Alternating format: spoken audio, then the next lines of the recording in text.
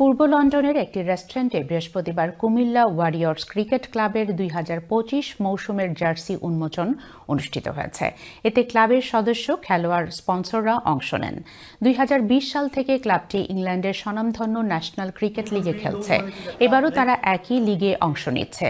দলের হয়ে খেলবেন বাংলাদেশ জাতীয় দলের সাব্বির রহমান ও জহিরুল ইসলাম অমি। অনুষ্ঠানে উপস্থিত ছিলেন ক্লাবের চেয়ারপারসন সলিসিটর তাহমিনা কবির, অধিনায়ক আমিনুল ইসলাম শিহান, ক্লাবের কোষাধ্যক্ষ Mahbub Alam, public relation secretary Rafsan Zaman, manager Burhan Mahmud সহ জহির, মুনির, গাজী, সজীব, আসিফুল ইব্রাহিম সহ ক্লাবের অন্যান্য খেলোয়াড়।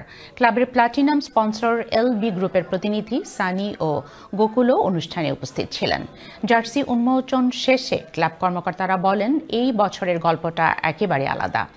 এক দল থেকে এখন 3টি দলে পরিণত হয়েছে।